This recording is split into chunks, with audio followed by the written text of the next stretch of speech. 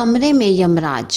शीला जी अपनी तीनों प्यारी सहेलियों के साथ बेटे हिमांशु के शहर घूमने आई हैं। बहू हीना ने जब उनका ये सरप्राइज सुना तो पहले तो सिर पकड़ लिया, फिर थोड़ा समझाने की कोशिश की। मम्मी जी, अगर हो सके तो टिकट 15 दिन बाद की करा लीजिए। शाइना के बोर्ड के पेपर खत्म हो जाएंगे तो हमें भी सुविधा रहेगी।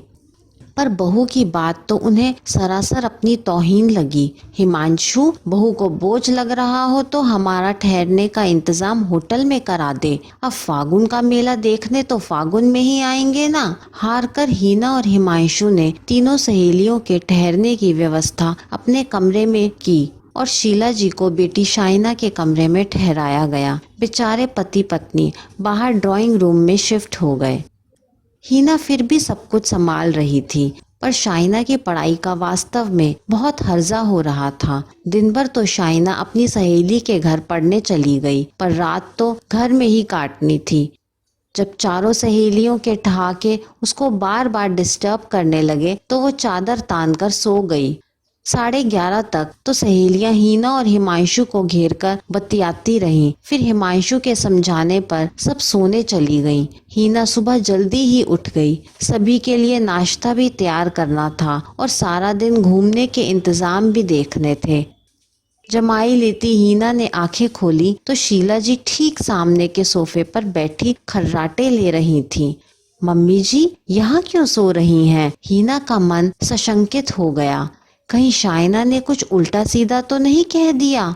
आज तो बेटा तेरी खैर नहीं। वैसे तो शाइना काफी समझदार और सुलझी हुई लड़की है, पर आजकल के बच्चे थोड़ा सा मुंहफट होते ही हैं। अगर शाइना की किसी बात से नाराज होकर कमरे से बाहर आई होती तो रात में ही तहलका मचा दिया होता। हीना अभी उधेड़बुन में ही थी कि शीला जी की आंखें खुल गईं। हीना को जागा देखकर वो जल्दी से उसका हाथ पकड़कर बैठ गई। बहू, तू मेरी आज की ही वापसी की टिकट करा दे। अब इस घर में ठहरना मेरे लिए मुमकिन नहीं है। शीला जी की आंखों में दहशत और डर साफ दिख रहा था। क्या हो गया मम्मी जी? अगर शाइना की कोई बात खराब लगी हो तो मैं आपसे माफी मांगती हूँ। बच्ची है, भले बुरे की समझ नहीं है उसे। हीना ने अपनी तरफ से सास को मनाने की कोशिश की। अरे बहू, मेरी शाइना तो गऊ है, गऊ। मैं तो सोच रही थी कि उसकी परीक्षा में व्यवधान पड़ेगा, सो आज ही वापस निकल लें हम लोग। शीला जी ने शाइना को क्लीन चिट दी। अब हीना की आंखें भर आईं। तो फिर तो जरूर कोई गलती मुझसे ही हुई होगी। मैं आपसे माफी मांगती हूँ मम्मी जी। नहीं बहू, तेरी भी कोई गलती नहीं है। अब मैं कैसे बताऊँ? तू पता नहीं मेरी बात का विश्वास करेगी भी या नहीं। सुन, कल रात मेरे कमरे में यमराज आए थे। हीना अपनी हंसी दबाते हुए। अरे मम्मी जी, आप कैसी बचकानी बातें कर रही हैं? शीला जी ललाट का पसीना पोंछते हुए। मैं सच कह रही हूँ बहू, कल रात बहुत गहरी नींद में मुझे यमराज का अट्टहास सुनाई दिया। हा हा हा हा हा। मैंने अपने चादर के कोने से थोड़ा सा झांका तो सामने की दीवार पर बहुत दिव्य रोशनी दिखाई दे रही थी। उस रोशनी के आगे स्वयं यमराज बैठकर ठहाके लगा रहे थे।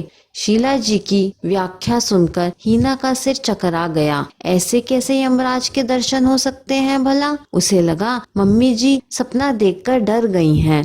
अच्छा, मुझे आप बताओ कि कैसे दिख रहे थे यमराज और क्या कह रहे थे वो? हीना ने शीला जी को पानी पिलाते हुए पूछा। एक जोर के ठहाके से जब मेरी आंख खुली तो सामने की सेटी पर यमराज जी बैठे थे। वो जोर जोर से अट्टहास कर रहे थे। उनके चेहरे पर जैसे कोई सामने से टॉर्च मार रहा हो। उनके पीछे की दीवार उनकी दिव्य शक्तियों से जगमगा रही थी। अरे, जैसे टीवी में दिखाते हैं। तेज रोशनी की वजह से उनका चेहरा और मूछें ठीक से दिख ही नहीं, पर उनके सींग ऊपर की तरफ तने हुए ना होकर कानों की तरफ मुड़े हुए थे। शीला जी ने अपनी दोनों मुट्ठियां जिस तरह कान पर रखी, ना जाने क्यों हीना को वो सींग कम हेडफोन ज्यादा लग रहे थे।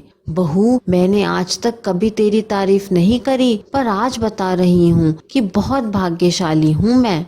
जो तू मेरी बहू बनकर आई है, इतना बढ़िया खाना बनाती है, इतना अच्छे से घर को संभालती है और मेरा भी बहुत ख्याल रखती है। बस बहू तू कुछ भी बहाना करके मुझे आज ही गांव भेज दे। शीला जी के मुंह से अपनी इतनी तारीफ एक बार में ही सुनकर हीना तो निहाल हो गई। भावुक होकर बोली, मम्मी जी आप परेशान मत होइए। आपके ऐसे अचानक जाने से आपकी सहेलियों को लगेगा कि हमारा झगड़ा हुआ होगा, और यमराज वाली बात तो वैसे भी आप अपनी सहेलियों को बताओगी नहीं। शीला जी को अपनी बहू की समझदारी पर खुशी हुई। तो ऐसा करते हैं कि शाइना को यहाँ ड्राइंग रूम में सुलाकर आपके साथ मैं सो जाऊंगी। आपको जरा भी डर लगे तो आप मुझे जगा लेना। हीना शायद माजरा समझ गई थी।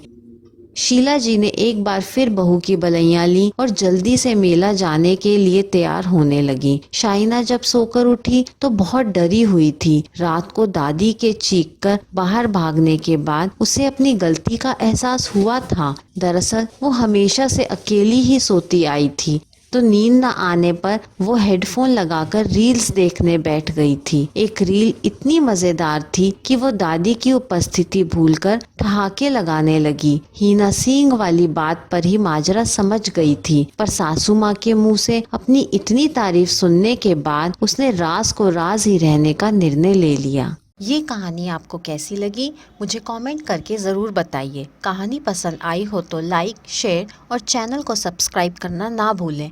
कहानी सुनने के लिए आपका बहुत बहुत धन्यवाद।